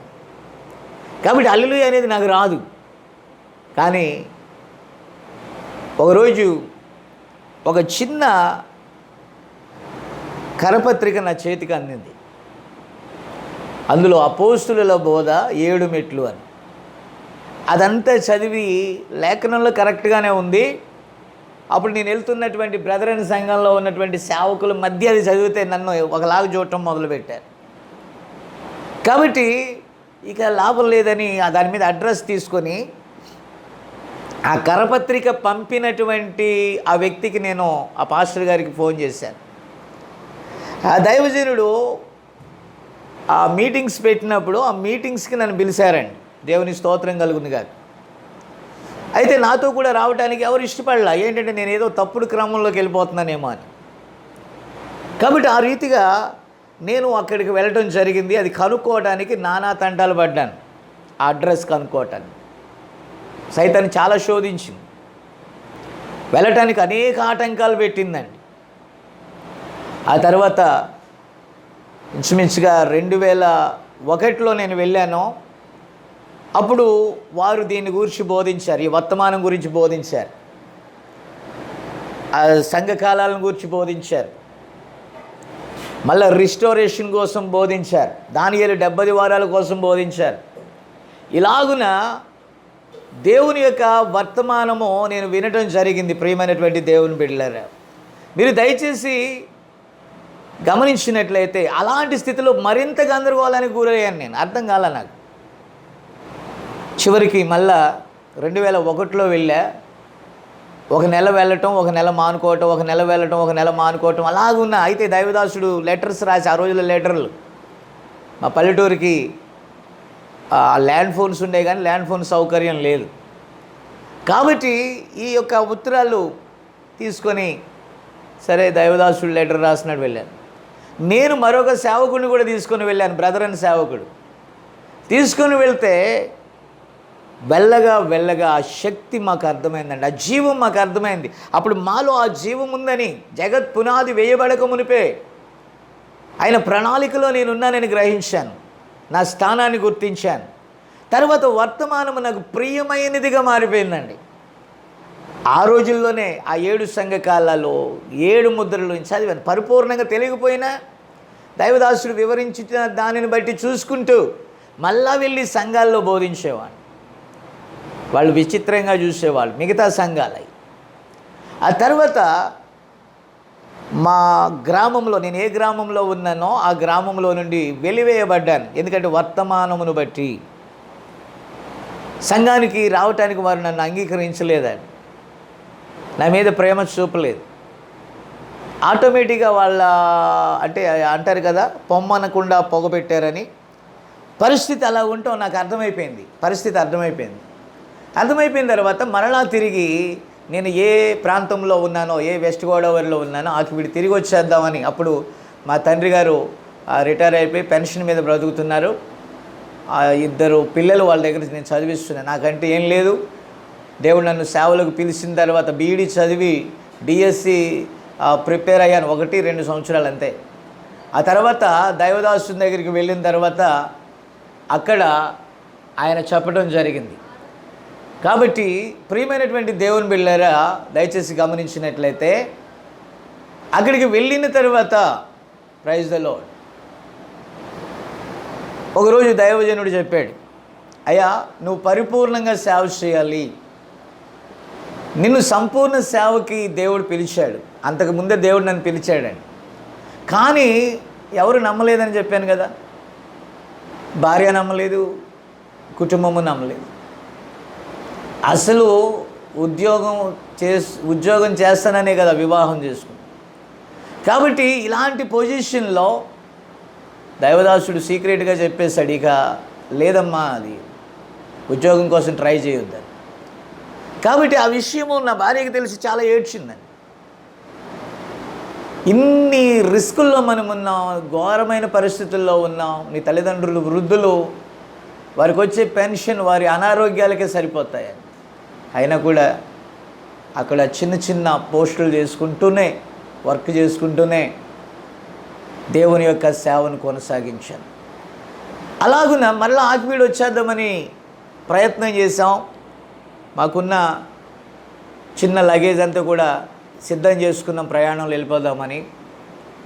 అప్పుడు ఆ ప్రక్క గ్రామంలో నుండి విశ్వాసంలో బలమైనటువంటి, అంటే ఈ వర్తమానమును అంగీకరించినటువంటి ఒక సహోదరుడు వచ్చి, అయ్యా మీరు వెళ్ళిపోవాల్సిన పని లేదు, మీరు అక్కడే ఉండండి, కానీ ఇక్కడ మాకు ఒక చిన్న పరిచర్య ఉంది, వారు కూడా బ్రదర్ అనే, కానీ మీ వర్తమానమును మేము అంగీకరిస్తాము అన్నారు. సరే, అక్కడ ఒక 10 మందో 15 మందో కూడుకునేవాళ్ళు. అది క్రిస్మస్ మాసాలు కాబట్టి పండుగలకు ఫుల్గా వచ్చేవాళ్ళంటే తాగటం, తగువులు పెట్టుకోవటం, గందరగోళమైన చిన్న గ్రామం అది. పరిస్థితి చాలా ఉద్రిక్తతగా ఉండేది. ఎందుకంటే నేను పెరిగిన జీవితం ప్రశాంతవంతమైన జీవితం, చదువుకున్నాం, అన్నీ ప్లెయిన్గా ఉంది. కానీ ఆ ఒడిదుడుకుల మధ్య చాలా కన్ఫ్యూజ్ అయిపోయేవాడిని. చివరికి నేను అక్కడికి వెళ్ళి సువార్త ప్రారంభించే నాటికి నాతో పాటు ఒకరిద్దరు సహోదరులు, చిన్నవాళ్ళు, యవనస్తులు, ఒక 8 మంది వృద్ధులైనటువంటి స్త్రీలు వచ్చేవాళ్ళండి. వారికే సువార్త చెప్పారు. ఈ వాక్యాన్ని, ఈ సత్యాన్ని బోధించాను. దైవదాసుడు కూడా ఒకసారి వచ్చాడు అక్కడికి. వచ్చి యేసుక్రీస్తు నామములో బాప్తిజం యొక్క విశిష్టతను, ఈ కాలపు వర్తమానముల గురించి ఆయన బోధించాడు. అక్కడ బోధించిన తర్వాత నా ప్రియమైనటువంటి దేవుని బిడ్డలారా, ఆ 8 మంది చేతులు ఎత్తారండి. వాళ్ళు తెలిసి ఎత్తారో తెలియక ఎత్తారో నాకైతే తెలియదు, కానీ మేము బాప్తిజం తీసుకుంటామని చేతులు ఎత్తారు. అక్కడ నీళ్లు తక్కువగా ఉన్నాయి, వర్షపాతం తక్కువ, ప్రకాశం జిల్లా. కాబట్టి అది జూన్ జూలై మాసాలు. అలాంటి టైంలో ఆ రోజు రాత్రి ప్రార్థన చేసాం దైవదాసులు మేము. ఆ రాత్రికి రాత్రే పెద్ద వర్షం వచ్చి అక్కడ ఉన్నటువంటి వాగులు అన్నీ కూడా నిండిపోయాయి. చెక్ డ్యామ్లన్నీ ఉంటాయి. ఆ చెక్ డ్యామ్ దగ్గర వాటర్ నిండిపోయి ఉంటే చాలా దూరం అడవిలో ఆ నీళ్లు నిలిచేటటువంటి వాగు దగ్గరికి ఆ జారుచున్న పరిస్థితుల్లో అలాగే నడుచుకుంటూ వెళ్ళాం. దైవదాసులు కూడా కష్టపడి లోపలికి నడుచుకుంటూ వచ్చారు. కారు రాలేదు లోపలికి.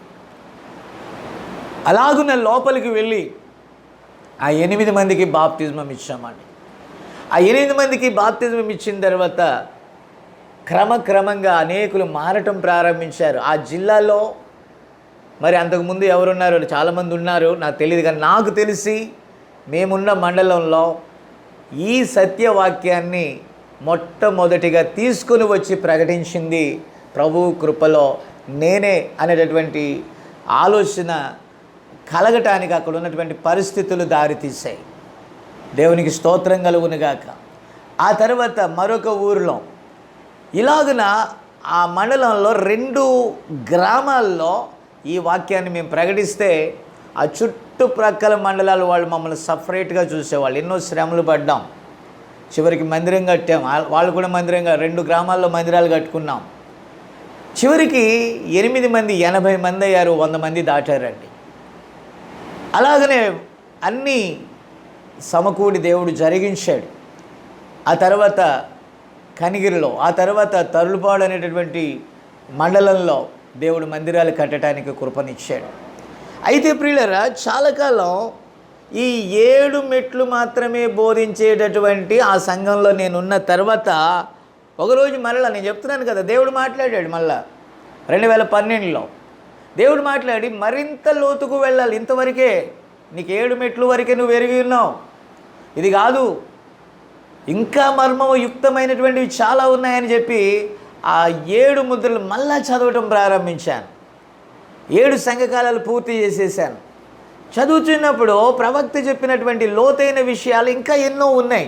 అవన్నీ కూడా దైవదాసుల దగ్గర అడిగితే అసలు ఆ పుస్తకాలు చదవద్దు అన్నట్టుగా ఖండించడం జరిగింది. చాలా బాధపడ్డాను. అవి చదవద్దు అని అంటాను. ఎందుకు చదవద్దు?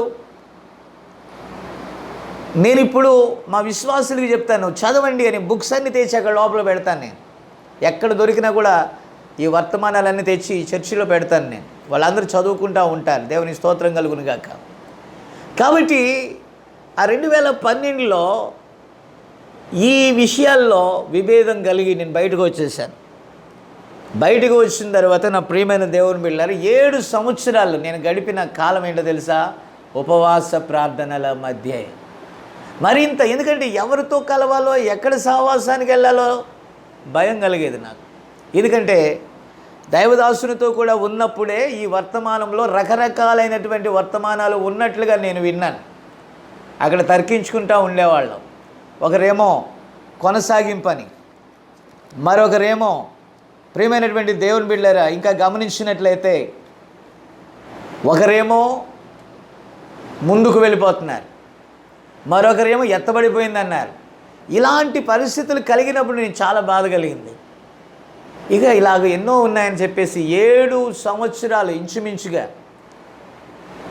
అదే 7 మెట్లతో పాటు కలిగిన దానితోనే మరికొన్ని ఆ యొక్క వర్తమానాల్లో నుండి ప్రసంగాలు తీసి సంఘాన్ని పోషించుకుంటూ వచ్చాయి. ఇంకా కొన్ని సవరించవలసినవి ఉన్నాయని నాకు అర్థమైంది. దేవుడు బయలుపరిచాడు. ఆ తర్వాత తరులుపాడు చర్చి ఓపెనింగ్ చేయటానికి ఈ కాలపు వర్తమానంలో కొనసాగుతున్నటువంటి దైవజనుల్లో ఒకరిని పిలిచాను. ఆయన వచ్చి ఆ చర్చి మరి ఆ డెడికేషన్ ఓపెనింగ్ చేయటం జరిగింది, ప్రతిష్ట చేయటం జరిగింది.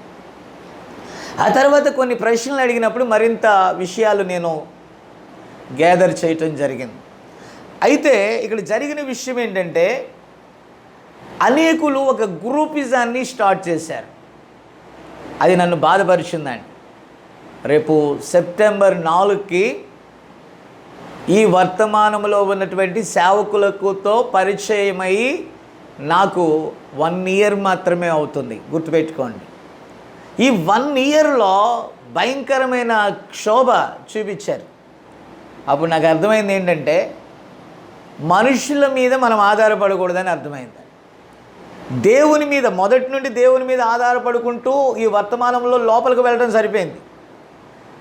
చాలామంది దైవ సేవకుల్లో నమ్మకస్తులు ఒక మాట చెప్పారు, బ్రదర్ మీరు ఎవరిని పెడితే వాళ్ళని పిలవకండి, ఎవరిని పెడితే వారిని పిలిపించి వాక్యాలు చెప్పించకండి. వద్దు బ్రదర్, మీ సంఘాన్ని ఈ వర్తమానములతో మీరు పోషించుకోండి. మీరు అన్ని పరిపూర్ణంగా తెలుసుకున్నారు కాబట్టి దేవుడు సహాయకుడిగా ఉంటాడు, పరిశుద్ధాత్మ సహాయం చేస్తుంది కాబట్టి చక్కగా మీరే నడిపించుకోండి. కాబట్టి ప్రియమైనటువంటి దేవుని బిడ్డలారా, ఆ రీతిగా మనం చూసినట్లయితే ఒకరు ఇలాగ చెప్పారు అంటే ఏంటంటే పరిస్థితులు ఎలా ఉన్నాయి. కాబట్టి బైబిల్ చెప్తుంది మనము ప్రార్థనలో నిలిచి ఉండటం మంచిది అంటే. కాబట్టి ఆనాటి పాత తరము ప్రార్థన ద్వారానే సమస్తమును వారు దేవుని యొద్ద నుండి పొందుకున్నారు. కాబట్టి ప్రభు ఒక మాట అన్నాడు, నేను మీ యందున్న ఎడల మీరు నా యందున్న ఎడల మీకు ఏది ఇష్టమో అడగండి అని. మన ఇష్టమును ఆయన చిత్త ప్రకారం అడగటమే ప్రార్థన. దేవునికి స్తోత్రం కలుగునుగాక. ఈ అంత్య దినాలలో ప్రార్థన యొక్క అవసరత ఉంది. ఎందుకంటే మనము తప్పిపోయేటటువంటి ప్రమాదం ఉంది. ప్రియమైన దేవుని బిడ్డలారా, లూకాసు సువార్త 21 మనం చూస్తే, తిండి వలన ఆహార పదార్థాలు తినండి, తప్పులేదు, ఆహారం మంచిదే, కానీ దాని మీదే ప్రిఫరెన్స్. ఆ మీటింగ్స్ జరిగినప్పుడు, మిగతాయి జరిగినప్పుడు, ఇంకోటి జరిగినప్పుడు ఈ తిండి, ఈ మత్తు, ఇవి ఎక్కువనే, ప్రార్థన తక్కువ ఉండుట మనం చూస్తూ ఉన్నాం. మరొక సహోదరులు కూడా ఒక మీటింగ్కి వెళ్ళినప్పుడు మాట్లాడుకోవడం జరిగింది. బ్రదర్ మీరు ఎక్కడ అన్నారు, నేను పలానా అని. నేను కూడా పలానా ఊరండి అన్నారు. మీరు వర్తమానంలో ఎంతకాలం నుంచి ఉన్నారండి? నేను ఇంతకాలం నుంచి ఉన్నాను, ఇప్పుడు ఇంకొక సంవత్సరం అవుతుంది. అప్పుడు ఆ దైవదాసుడు చెప్తున్నాడు, నేను చాలా కాలం నుండి ఉన్నానండి, మీరు ఏమనుకోకపోతే. అక్కడ ఆయన ప్రార్థన చేసుకుంటున్నాడు, ఇక్కడ నేను ప్రార్థన చేసుకుంటున్నాను. అందరూ నిద్రపోయి ఫ్లాట్ అయ్యి బాగా తిన్నారు, మంచి రుచిగల ఆహారం తిన్నారు, తినొద్దని నేను అంటలే, పడుకున్నారు అంతే. మళ్ళీ ఉదయాన్నే ఫ్రెష్ అప్ అయిపోయారు, టకటక సెంట్స్ కొట్టుకుంటున్నారు, పౌడర్లు పూసుకున్నారు. నువ్వు వద్దంటలా, టైల్ గీలు పెట్టేసుకున్నారు, ఇన్షర్ట్ చేసేసుకున్నారు, చక్కగా సూటు బూట్ వేసుకున్నారు, నీట్గా తయారైపోయారు, చాలా ట్రిమ్గా తయారయ్యారు, వెళ్ళారు. కానీ ప్రార్థన లేదే. చివరికి ఇద్దరం లేట్ అయ్యాం. ఎందుకు లేట్ అయ్యామో తెలిసి ఇద్దరం ప్రార్థన చేసుకున్నామండి. అప్పుడు ఆ దైవదాసుడు అంటాడు, బ్రదర్ మీరు ఏమనుకోకపోతే ఇందులో ఉన్న లోపం ఏంటంటే ప్రార్థనలు ఏమి అండి, అన్నీ పర్ఫెక్ట్గా ఉన్నాయి కానీ ప్రార్థన అసలు చేయరు బ్రదర్. తిండికి ప్రిఫరెన్స్ ఇస్తారు, నిద్రకు ప్రిఫరెన్స్ ఇస్తారు, మళ్ళీ వర్తమానాలు దంచేస్తారు, కానీ ప్రేయర్ ఉండదు, పవర్ ఉండదు అన్నాడు. నిజమే, ప్రేయర్ లేకపోతే పవర్ ఎక్కడ ఉంటుంది? ప్రార్థన ఒక ఆయుధం అండి. తిండి వలన, మత్తు వలన, ఐహిక విచారాల వల్ల మళ్ళీ కూర్చొని ముచ్చట్లు. కారు కొనుక్కోవాలనుకున్నాం బ్రదర్, కుదరలేదు. సేవ ఇంతకాలం చేసాం బ్రదర్, డెవలప్ కాలేదు. అది చేసాం బ్రదరు, ఇది చేసాం బ్రదరు, ఏం కాలేదు బ్రదరు. ఏంటండి ఇది? పైకి భక్తి గల వారి వల్ల ఉండి దాని శక్తిని ఆశ్రయించని వారినై మనం ఉంటే ఎలాగో. ప్రభు చెప్తున్నాడు, పేతురు సాతాను మిమ్మును జల్లించాలని, విశ్వాసములో నుండి పడవేయాలని కోరుకున్నాడు. లోక 22:31 నుండి చూడండి. ప్రభు అంటాడు, మీ నమ్మిక తప్పిపోకుండానట్లు నేను నీ కోసం ప్రార్థన చేశానని ప్రభు విజ్ఞాపన చేశాడు. ప్రియమైన దేవుని బిడ్డలారా, రోమీయులకు రాసిన పత్రిక 8వ అధ్యాయంలో 26వ వచనంలో ఏమని ఉంది? ఆయన మన బలహీనతను చూసి సహాయం చేయుచున్నాడంట. ఎందుకంటే యుక్తముగా మనం ఎలా ప్రార్థన చేయాలో మనకు తెలియదు, ఆత్మ సహాయం అవసరం. ఉచ్చరింప శక్యము కాని మూలుగులతో ఆయన మన పక్షమున విజ్ఞాపన చేస్తున్నాడంట. దేవునికి స్తోత్రం కలుగునుగాక. ఎందుకంటే ఇప్పుడు అదే ఆత్మ, పేతురు జారిపోకుండా విజ్ఞాపన చేసిన ఆత్మస్వరూపిగా సంఘంలోనికి దిగి వచ్చింది. 2000 సంవత్సరాలు సంఘ పరిచర్యలు, 7 సంఘ కాలాలు, అన్య జనులకు ఇవ్వబడినటువంటి 7 సంఘ కాలములు మనం ముగింపులోకి వచ్చేసి లౌదికియా కూడా మనం దాటేస్తున్నాం. పునాది ప్రార్థన.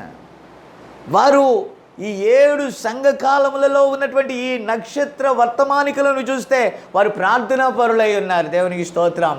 ఆఖరి వర్తమానికుడు. 2 పరిచర్యలు కలిగి ఉన్నాడు. ఒకటి వర్తమానికుడు, ప్రవక్త. కాబట్టి ప్రవక్తకు అన్ని దేవుడు ప్రత్యక్షపరుచు. వాళ్ళు పూర్తిగా దేవుని కన్నయ్య ఉన్నారు వాళ్ళు. కాబట్టి దేవుడు వారిని అలాగూ వాడుకున్నాడు. దేవునికి స్తోత్రం కలుగును గాక. దైవదాసుడు రంగం మీద నుంచి వెళ్ళిపోయాడు, వర్తమానం మనకిచ్చాడు. అక్షరం చంపుద్ది, ఆత్మ జీవింపజేస్తుంది. మనం ఎన్నిసార్లు అక్షరాలు చదివితే లాభం ఏంటి? ఎన్నిసార్లు ఈ అక్షరాలను తీసుకుని వెళ్ళి ప్రజలకు బోధిస్తే లాభం ఏంటి? శక్తి లేని అక్షరం వల్ల ఉపయోగం ఏంటి అంటున్నాను. అందులో ఉన్న ఆ ఆత్మశక్తిని మనలో నుండి విడుదల కాకపోతే ప్రయోజనం ఏంటి? అది విడుదల కావాలంటే ప్రార్థన అవసరమై ఉన్నది. Praise the Lord. కాబట్టి పౌలు గారు అంటున్నాడు కొలస్సీలకు రాసినటువంటి పత్రికలో, అక్కడ ఎపఫ్రోదితుని గురించి మాట్లాడుతున్నాడు. అతడు ప్రార్థనలో పోరాడేవాడు అంట. ఈరోజు ఎలా బోధించాలి, ఎన్ని మర్మాలు చెప్పాలి, ఏదో చెప్పాలి. ప్రార్థన గొప్పది కాదా? దేవుడు ప్రార్థన అనేటటువంటిది ఒక తలాంతు ఎవరికి ఇవ్వలేదా? ప్రార్థన అనేది ఈరోజు అవసరం లేదా? ఈ ప్రార్థన చేసేటటువంటి ఎపఫ్రోదితు రోగి అయిపోయాడంటే అందరి కోసం ప్రార్థన చేసి. పౌలు గారు అంటున్నాడు,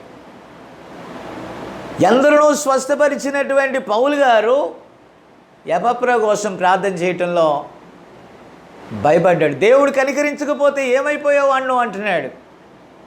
చావు దగ్గరికి వెళ్ళిపోయాడంటే ప్రార్థన చేసే యోధుడు. ఎందుకంటే సపోర్ట్ లేదు. ప్రార్థించేవాని మీదే సాతాను ఎందుకు దాడి చేసింది? అక్కడ కారణం ఏంటో తెలుసా? ప్రార్థన యోధుడు అందరినీ ఆ ప్రార్థనలో పైకి లేపేవాడు. దేవుని స్తోత్రం కలుగును గాక. ఈరోజు నిర్వీర్యమైన సేవ ఎందుకు జరుగుతుందో తెలుసా? అందరికి అలవాటు అయిపోయి 2 మాటలు నేర్చుకున్నారు. ఆమేన్ అంటూ నేర్చుకున్నారు, గ్లోరీ అంటూ నేర్చుకున్నారండి. ఈ 2 పదాలు వాడుకైపోయాయి.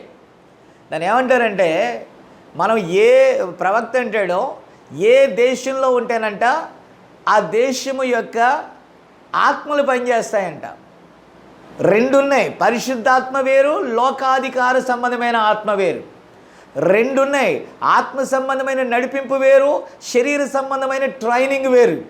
స్కూల్స్లో మనము చెప్పేటటువంటి ఒళ్ళి వేసేటటువంటి గీతాలన్నీ కూడా అక్కడ ఒళ్ళె వేయు ఆత్మ, అది ఆత్మస్వరం కాదు.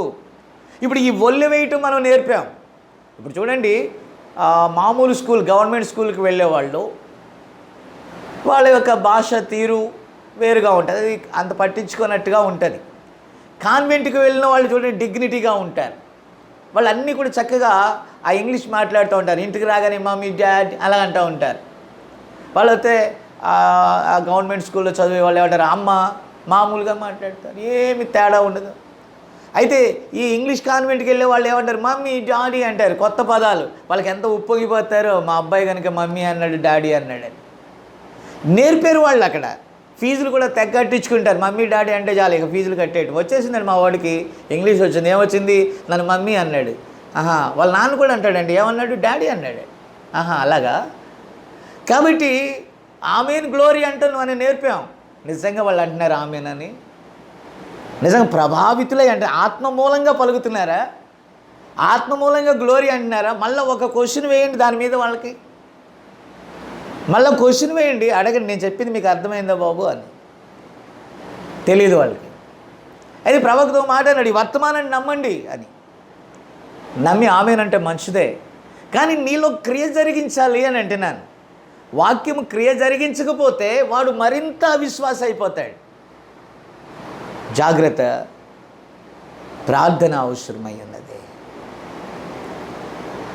కాబట్టి ఇక్కడ మనం గమనిస్తే ఒక్కడే పోరాడితే బలహీనలైపోతారు. సంఘము ఈరోజు వధువులో లోపం ఏంటంటే ప్రార్థన. కాబట్టి ప్రార్థన మరలా పుంజుకున్నట్లయితే ఆ మొదటి కార్యాలు మనం మరలా చూడగలుగుతాం. దేవునికి స్తోత్రం కలుగును గాక. ప్రతి సమయంలోనూ ఎల్లప్పుడూ విజ్ఞాపనము చేయుటకు మెలకువగా ఉండమని బైబిల్ చెప్తుంది. ప్రియమైన దేవుని బిడ్డలారా, నేను ముగిచ్చేస్తాను. యాకోబు పత్రిక 5వ అధ్యాయం 16 నుంచి మీరు తర్వాత చూడండి. అక్కడ నీతిమంతుని విజ్ఞాపన బహుబలము గలదని ఉన్నది బైబిల్. కాబట్టి మన ప్రార్థన మీద దేవుడు ఒక కార్యాన్ని చేయాలని ఆయన ఇష్టపడుతున్నాడు. మీరు మెలకువగా ఉండి ప్రార్థించండి. అన్నిటి అంతము సమీపమై ఉన్నది. కాగా మీరు స్వస్థ బుద్ధి గలవారే ప్రార్థనలు చేయుటకు మెలకువగా ఉండండి అన్నాడు. దేవుని స్తోత్రం. కాబట్టి ప్రార్థన చేయువారందరూ రక్షించబడతారని ఉంది. మనం అన్నీ నేర్పుతున్నాం, చక్కని కవాతు నేర్పుతున్నాం. వాళ్ళకి దేవునితో వ్యక్తిగత సహవాసాన్ని మనం నేర్పలేకపోతున్నాం. వారికి ప్రార్థన అనేటటువంటి ఆయుధాన్ని అప్పగించడానికి మనము సందేహిస్తున్నాం. ప్రియులరా, దయచేసి ఈ అంత్య దినాల్లో మనం ఎక్కడ కోల్పోయామో, ఎక్కడ మిస్ అయ్యామో దాన్ని మరలా సంఘంలో దేవుడు ఫుల్ఫిల్ చేయాలి. అదే ప్రార్థనా శక్తి. ఇంకా వివరించాలని దేవుని ఆత్మ ఉంది, కానీ ప్రేరేపిస్తుంది, కానీ సమయం లేదు. కానీ నా ప్రియమైన దేవుని బిడ్డలారా, ఈ కొద్ది వర్తమానం అనేకులకు కనువిప్పు కలగాలనేది నా ఉద్దేశం.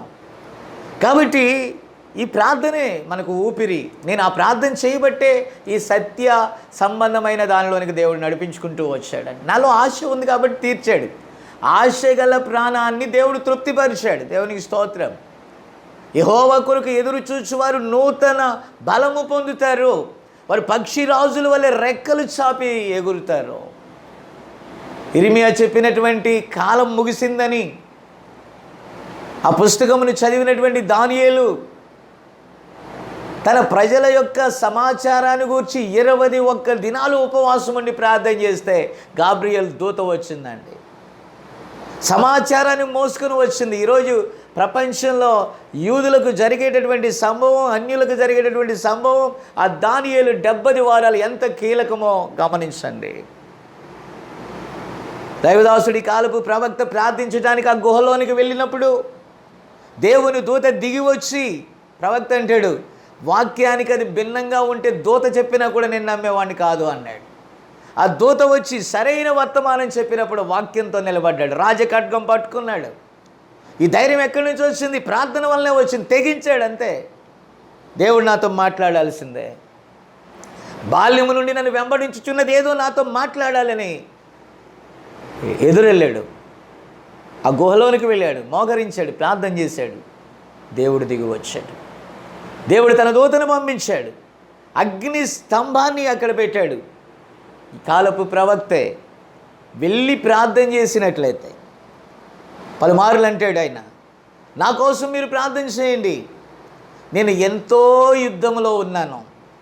వివిధ దేశాల్లో చీకటి శక్తులతో నేను పోరాడవలసి ఉంది. ఈరోజు మీ ప్రార్థనలు నాకు చాలా అవసరం. నేను మీ నుండి కోరుకునేది మెయిన్ ప్రార్థనే అన్నాడు. ఎందుకు అన్నాడండి? పౌలు గారు అన్నాడు, నా కోసం ప్రార్థన చేయండి అని. భక్తులందరూ అన్నారు, మా కోసం ప్రార్థన చేయండి అని. ఎందుకు అవసరం ప్రార్థన? యూనిటీగా నిలిచి ప్రార్థన చేయాలని. Prayer is power. ప్రార్థన తక్కువ అంచనా వేస్తున్నారు. ప్రార్థన తక్కువ అంచనా వేయకండి. దేవుడు మనకు ఒక వరం ఇచ్చాడు. అక్కడ మోషే గురించి చెప్తున్నారు. మోషే, నువ్వెందుకు మొరపెడుతున్నావు అని. ప్రియమైనటువంటి దేవుని బిడ్డలారా, మోషే తనలో ఉన్న ఆయుధాన్ని, లేకపోతే తనకిచ్చినటువంటి ఆ వాక్శక్తిని వినియోగించకుండా ఏడ్చి డల్ అయిపోయి మొరపెట్టాడు. దాన్ని మనం ఎందుకు చెప్తున్నాం? ఆ మోషే భయపడ్డాడండి. భీతితో పెట్టిన మొర అది. కానీ మనం చేసేది అది కాదు. మనం ఏంటంటే దేవుని ఆత్మ మూలంగా మొరపెట్టేది. దేవునికి స్తోత్రం. మొరపెట్టు ఆత్మ మనలో ఇచ్చాడు దేవుడు. అబ్బా తండ్రి అని మొరపెట్టే ఆత్మ మనలోనికి వచ్చి విజ్ఞాపన చేస్తుంది. దేవునికి స్తోత్రం. అవకాశం ఇవ్వాలి. మనం దేవునికి అవకాశం ఇవ్వాలి. దేవునికి అవకాశం ఇవ్వాలి. దైవ సేవకుడు అంటే నేను ప్రార్థనలో, ప్రయాణాల్లో ఉన్నప్పుడు, విమానంలో ఉన్నప్పుడు, నేను మార్గాల్లో ఉన్నప్పుడు, వాహనాల్లో ఉన్నప్పుడు నా హృదయం ఎల్లప్పుడూ దేవుని స్తుతిస్తుంది, ప్రార్థిస్తుంది. నేను వాహనంలో వెళ్తూ ఉండగానే దర్శనాలు చూస్తున్నాను అన్నాడు. దేవుని స్తోత్రం కలుగునుగాక. మనం విస్మరించాం ప్రార్థన. మనకు అన్నీ ఉన్నాయి, ప్రార్థన లేదు. కాబట్టి నా ప్రియమైన దేవుని బిడ్డలారా, ప్రార్థన చాలా ఇంపార్టెంట్. ప్రార్థన చాలా అవసరం. లోకంలో జనులు నశించిపోతున్నారు. నీ వంతు ఖాళీలో నిలబడి నువ్వు ప్రకటించు, ఖాళీలో నిలబడి ప్రార్థించు. కావలివానిగా ఆ యొక్క రాత్రి ఎంత వేళ అయినది నువ్వు చూడు. చూచి సమయోచితంగా ప్రకటన చేయి, ప్రార్థన చేయి. దేవునికి స్తోత్రం కలుగును గాక. ప్రార్థన అంత్య దినాల్లో అత్యవసరమై ఉంది. ప్రార్థన చేయటకు మనం మెలకువగా ఉండాల్సిన టైం ఇదే, గడి ఇదే. అలాగున దేవుని ఆత్మ మిమ్మల్ని ప్రేరేపించునుగాక. ప్రార్థన చేద్దాం. ప్రేమగల మా తండ్రి పరిశుద్ధుడే, అంత్య దినాలలో ప్రార్థన యొక్క అవసరతను గూర్చిన ఆయన ఆత్మ మూలంగా ప్రభా నీవు నడిపించిన విధానమును బట్టి నీకు స్తోత్రాలు. నిజమైన ఆయన మేము కృంగిన స్థితిలో, బలహీన స్థితిలో ఉన్న సంఘాలు కూడా నిర్వీర్యంగా ఉన్నాయి. ప్రజలు జీవం లేని వారిగా జీవిస్తున్నారు. ఎండిన స్థితి, ఎడారి స్థితి కనబడుతుంది ప్రభువా. నిజమైన జీవము శక్తి విడుదలవుతుందయ్యా. నీ కృప దయచేయండి నాయన. ఈ వాక్యమును విన్నటువంటి నీ బిడ్డల హృదయాలను కదిలించి నీ రాకడకు సిద్ధపరచు. ప్రార్థన ఆత్మతో నింపు నాయన. ఈ వాక్యమును విరిచిన ప్రతి ఒక్కరూ ప్రార్థన చేయటానికి ప్రేరేపించమని కృపతో మా ప్రార్థన అంగీకరించినందుకు నీకు స్తోత్రాలు చెల్లిస్తూ యేసు క్రీస్తు నామమున అడుగుచున్నాము. ఆమెన్. God bless you.